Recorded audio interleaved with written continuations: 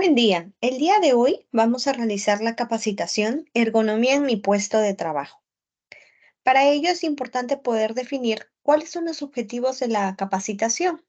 El primero es poder promover una cultura de prevención de cualquier lesión osteomuscular o también conocido trastorno musculoesquelético.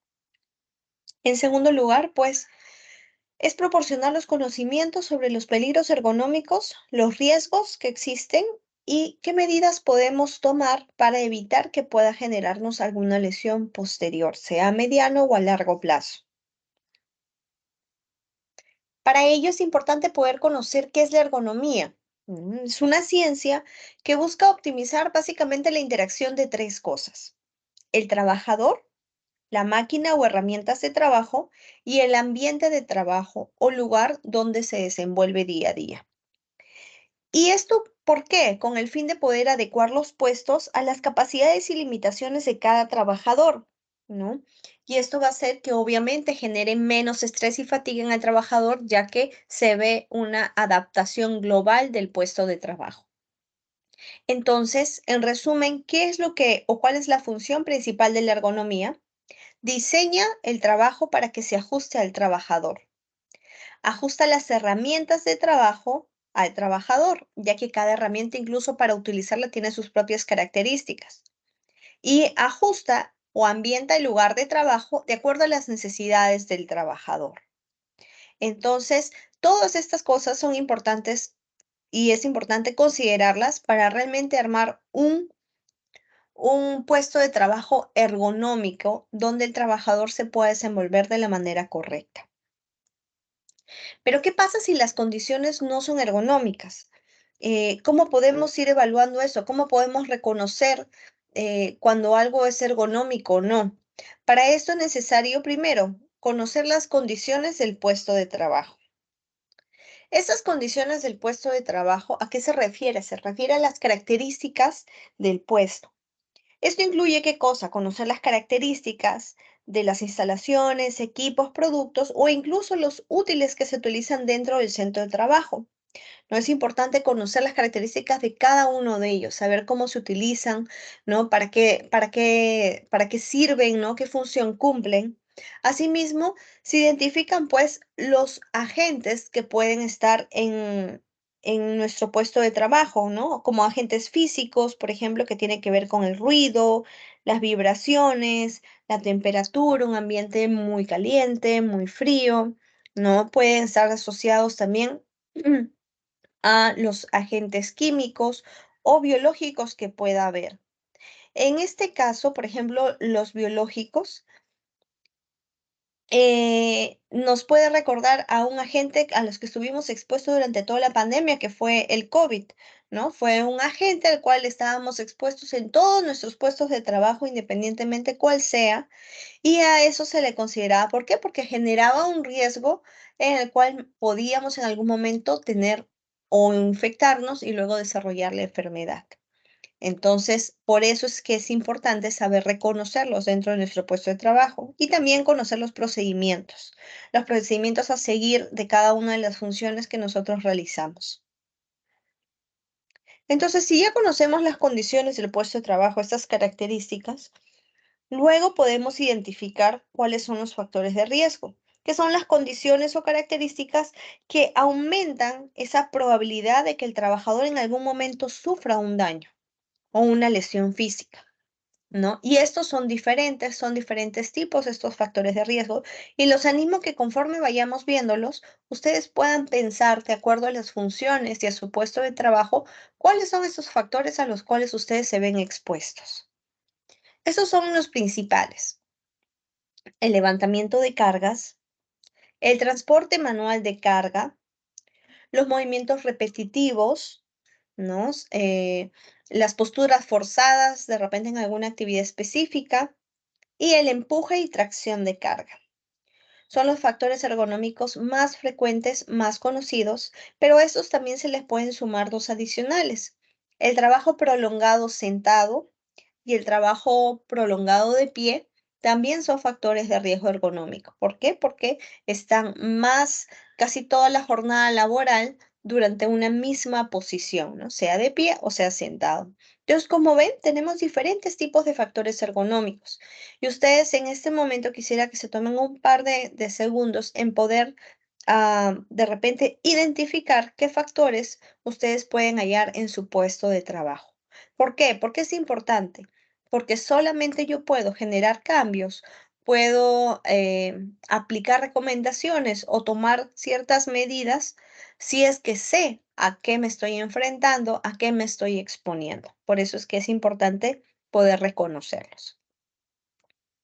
Entonces, si yo ya sé a qué factores de riesgo me veo expuesto, ¿qué vendría a ser el riesgo? Es esa probabilidad de que teniendo y viéndome expuesta a este factor de riesgo por un cierto tiempo, con cierta repetición, debido a este puesto de trabajo, yo pueda sufrir alguna lesión en mi cuerpo, una lesión física derivada de ese trabajo, ¿no? Y a eso es lo que se le conoce como trastornos musculoesqueléticos, ¿no? Que se ven asociados a la parte laboral. Entonces, hasta este momento podemos ver lo siguiente. Existen cuatro cosas que conforme van en aumento podrían aumentar la posibilidad de alguna lesión, ¿no? Si existe más esfuerzo, más repetición, posturas inadecuadas, falta de descanso, todo esto tiende a llevarme a un riesgo en aumento que me lleve a una lesión final. En el caso del esfuerzo, cada puesto de trabajo tiene su propio esfuerzo físico, ¿no? Por ejemplo, hay gente que solamente hace manipulación de carga, otros que hacen trabajos prolongados de pie, ¿no? Y requiere cierto esfuerzo físico, ¿no? Que cumplir, porque hay que cumplir de repente una meta, hay que alcanzar un objetivo diario, entonces requiere de cierto esfuerzo que yo tengo que realizar día a día. Y eso está en base a las características al perfil del puesto, ¿no? Es algo que yo no puedo cambiar, ¿no? El requerimiento de ese puesto de trabajo ha sido para que se genere tal cantidad de esfuerzo en que tenga que cumplir algunas metas. Entonces, eso yo no lo puedo cambiar porque es parte del puesto de trabajo. Pero a ese esfuerzo que yo realizo por ciertas actividades durante el día, se suma la repetición. ¿Por qué? Porque de repente yo realizo la misma actividad unas 20 veces al día, ¿no? O solamente cumplo con tres funciones y esas tres funciones se repiten durante todo el día. Entonces existe un factor repetición dentro de mi puesto de trabajo. Entonces, hay dos cosas que tal vez no van a cambiar, ¿no? El esfuerzo físico que requiero, más la repetición que se realiza durante toda mi jornada laboral, eso no lo voy a cambiar porque va de acuerdo al requerimiento de mi puesto de trabajo.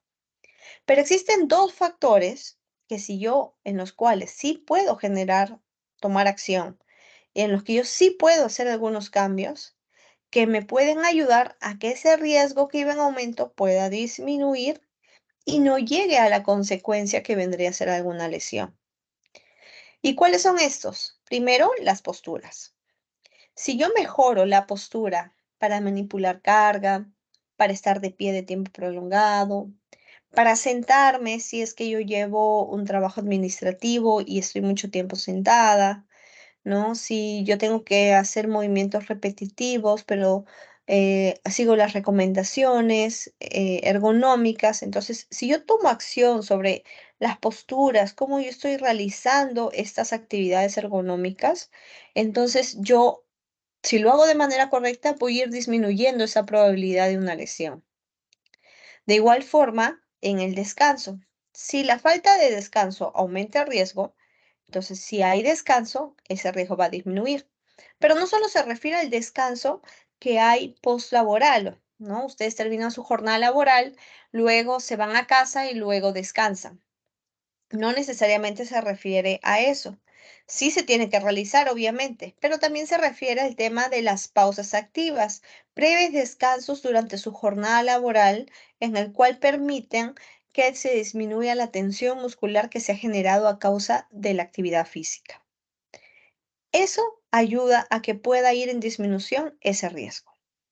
Entonces, hemos identificado dos cosas donde sí nosotros podemos tomar acción para mejorar esta parte y evitar que esas lesiones se puedan producir. De no ser así, ¿qué tendríamos? Una consecuencia física. La más común sería la fatiga muscular, que básicamente es la disminución de la capacidad física por el cansancio, por el agotamiento. Se genera un cansancio generalizado y eso va a llevar obviamente a la disminución de mi rendimiento. No voy a poder desempeñarme de la manera en que lo hacía.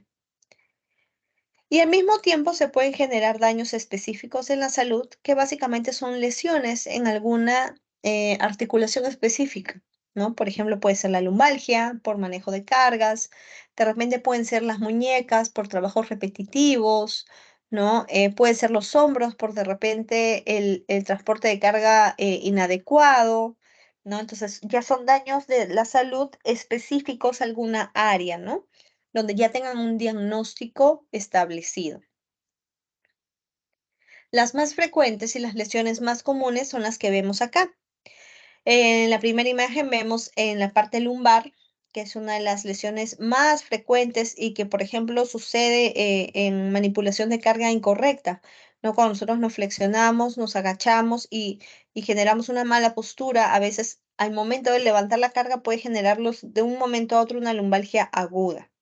¿No? En el caso de los hombros, igual, usualmente se produce o por movimientos repetitivos o por movimientos bruscos sobre esfuerzos, ¿no? Y ahí se produce lo que conocemos como el síndrome del manguito rotador, que básicamente es la inflamación de las inserciones que hay en esa misma articulación, ¿no? Y también tenemos pues el tema de algunas lesiones en las partes distales, que es en las muñecas, ¿no? Por ejemplo, el síndrome del túnel carpiano, ¿no? Que uno lo caracteriza básicamente como el dolor o el adormecimiento en la mano, ¿no? Pero también pueden haber otros tipos de tendinitis que se generan también por movimientos repetitivos. Entonces, como vemos, las lesiones osteomusculares no están designadas solamente a una partecita específica, puede suceder en muchas partes. Y lo vemos en esa diapositiva. Puede suceder también en la parte cervical, por la mala postura, puede suceder en hombros, como hemos visto, en codos también, por los movimientos bruscos, pueden ser no solamente en la muñeca, puede ser en el antebrazo, en la mano, en los dedos, se pueden generar tendinitis. Entonces, como vemos, puede suceder en cualquier parte, ya que todo nuestro cuerpo está, por así decirlo, rodeado de músculos, tendones, ligamentos, ¿no? Como vemos acá, también puede estar afectada la parte dorsal, cervical o otros casos lumbar. Entonces, puede suceder en cualquier parte del cuerpo dependiendo de la actividad que desarrollemos. Entonces, si vimos que nosotros podemos tomar acción en las posturas, y de repente realizamos nosotros manipulación de carga, ¿qué tendríamos que tener en consideración? Lo primero sería en que nosotros debemos siempre ser el que nos acerquemos a la carga.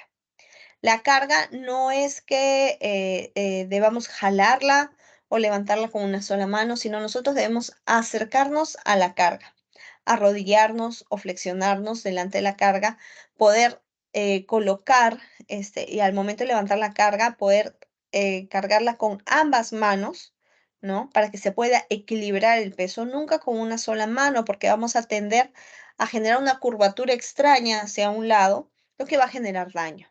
¿No? Debemos igualar el peso, equilibrar el peso en ambas manos y recién cuando tengamos la carga pegada a nosotros, poder tomar fuerza en las piernas para poder levantarnos y poder transportar la carga hacia un lugar, hacia otro lugar, ¿no? Y ya llegando ahí, pues saber cómo descargar, bajándola o pasándola a otro colaborador que de repente tengan que trasladarla a otra área diferente. Pero es importante recordar, nosotros nos acercamos a la carga, nos ponemos a la altura de la carga, cargamos con ambas manos para equilibrar el peso y luego recién con la carga pegada transportamos. Entonces, como vemos acá, hay algunas opciones para poder agacharnos. Esa de acá, por ejemplo, ¿no? Nosotros mantiene la persona la columna recta, flexionas como si estuviera haciendo sentadillas y coge la carga con ambas manos. Primero coloca la mano sobre una, luego levanta para colocar sobre la mano sobre la otra y ya encontrando el equilibrio e igualando la carga a ambos lados, recién toma fuerza en las piernas para ponerse de pie. siempre con la columna recta y siempre con la carga pegada al cuerpo, como vemos acá. La persona totalmente recta, cargando con ambas manos, equilibrando el peso y con la carga pegada al cuerpo. Esta es la forma correcta en que nosotros debemos manipular la carga. Recordemos que en el caso de hombres, la carga máxima, el peso máximo que debe levantar es de 25 kilos. Y en el caso de las mujeres, la carga máxima debe ser de 15 kilos. Doctora, ¿pero habría la posibilidad de cargar más que eso? Sí es cierto, sí hay personal que pueda levantar más kilos, sin embargo requieren de una capacitación adicional específica para un entrenamiento de poder levantar mayor cantidad de kilos. Pero lo normado y lo que conocemos hasta el momento es que el hombre debería cargar máximo 25 kilos y la mujer 15 kilos. Así que es importante tenerlo en cuenta para que ustedes puedan evaluar también la carga que levanta. Por otro lado, también en la manipulación de carga, se recomienda de que no se manipule carga sobre el nivel de los hombros, o sea, más arriba.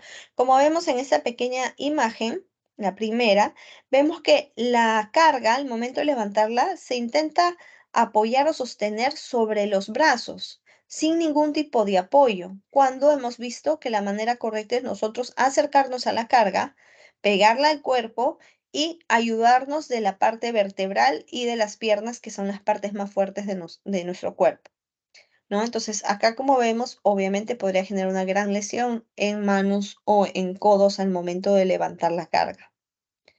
Entonces, es algo que no deberíamos hacer. No deberíamos flexionar la columna al momento de manipular la carga. Dijimos en la imagen anterior que la columna debe permanecer recta. Acá vemos que hay una curvatura extraña. Uno no se está acercando a la carga, sino simplemente está estirando los brazos para levantarla. Esta forma es incorrecta de levantar cargas. Tampoco debemos girar con la carga, sino nosotros debemos rotar con la carga. La carga debe estar pegada a nosotros y girar todo el cuerpo si queremos voltear hacia otro lado. No debemos hacer esto, esa torsión de llevar solamente los brazos con la carga de un lado hacia el otro. Y siempre debemos mantener la carga firme y fija con ambas manos, siempre procurando que se pueda agarrar de la parte baja para evitar pues que se vaya a caer y así mantenerla más estable. ¿Qué lesiones se pueden producir si nosotros no hacemos el manejo correcto? Como vemos acá, siempre debe permanecer la columna recta. Esta posición no es la correcta, ¿no? No estamos llevando la carga pegada al cuerpo, ni tampoco pues estamos flexionando para levantar la carga. Entonces, ¿qué pasa? Esta es nuestra columna vertebral que está compuesta por las vértebras y acá adentro tiene un pequeño disco como un colchoncito. La columna siempre debería permanecer recta de manera natural, pero cuando nosotros hacemos flexiones, esas encorvaturas, cuando nos agachamos y hacemos como una U al revés, lo que hacemos es pinzar a un lado la columna. Pinzamos y vamos dañando con el tiempo. Cuando torcemos de un lado a otro, giramos, ¿no? En vez de voltearnos con toda la carga, solo giramos con ese peso. Entonces lo que hacemos es como una torsión en la columna que también va dañando el disco. Entonces, esto no es necesariamente sucede de un momento a otro, es progresivo. Quiere decir, mientras que yo no corrija mis posturas y realice mis actividades de la forma adecuada, con el tiempo voy a ir dañando esto, sabiendo de que a veces estos daños son irreversibles. Entonces, ya hemos visto varias recomendaciones de cómo debemos hacer la manipulación de carga, que debemos tener en cuenta y qué cosas no realizar. Así que vamos a ver un pequeño video para reforzar lo aprendido.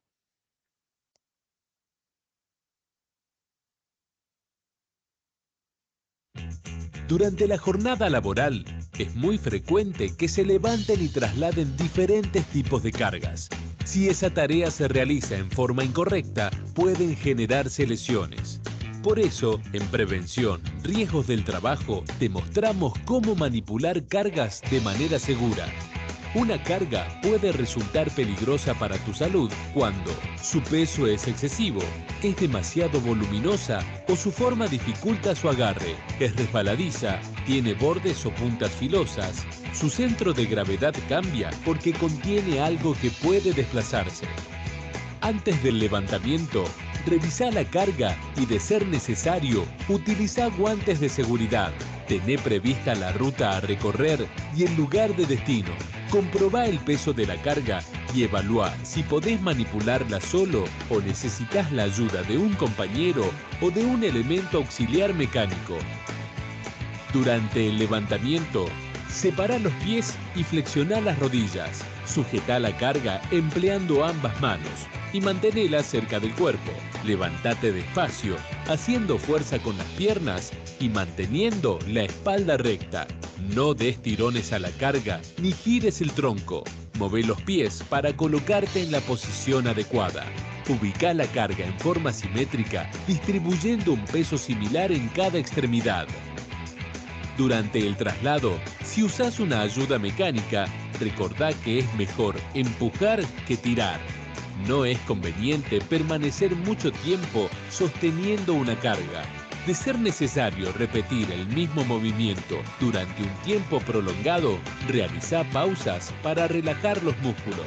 Si vas a cargar algo, que sea de manera segura. Prevención riesgos del trabajo. Con vos, por vos.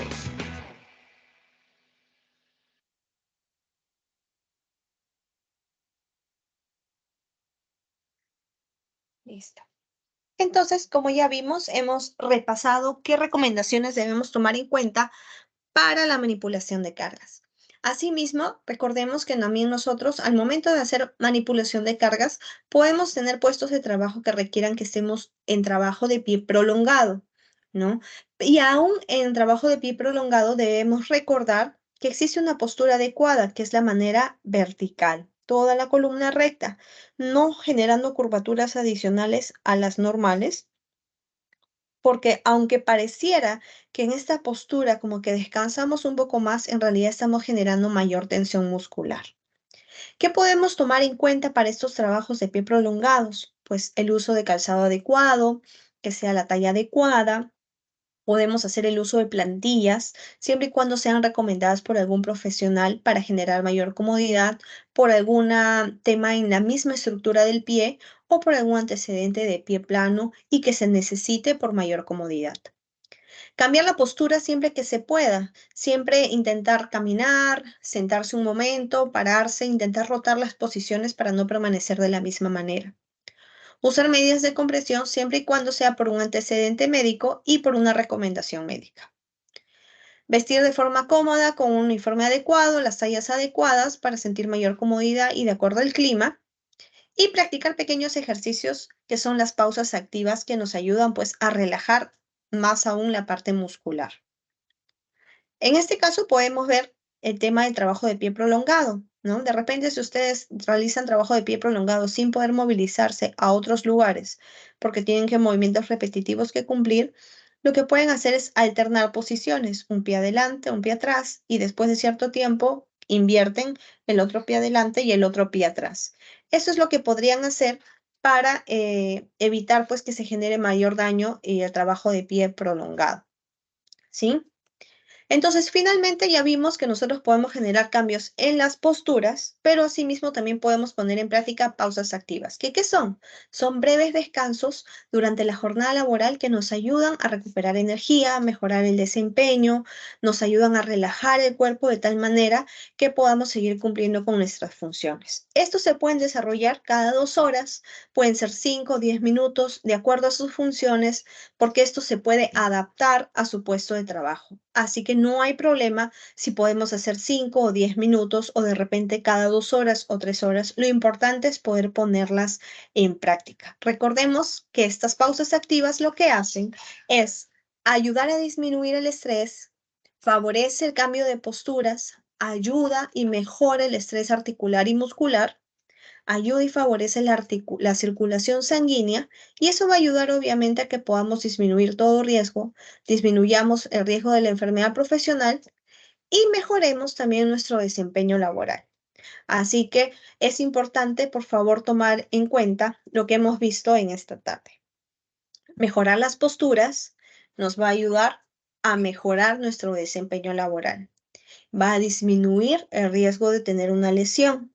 Y las pausas activas nos van a ayudar a disminuir todo ese estrés y tensión muscular del día a día, favoreciendo y obviamente también sumándose a disminuir el riesgo de una lesión muscular.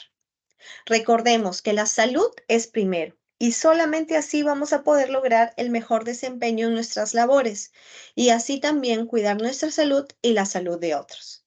Gracias por su atención.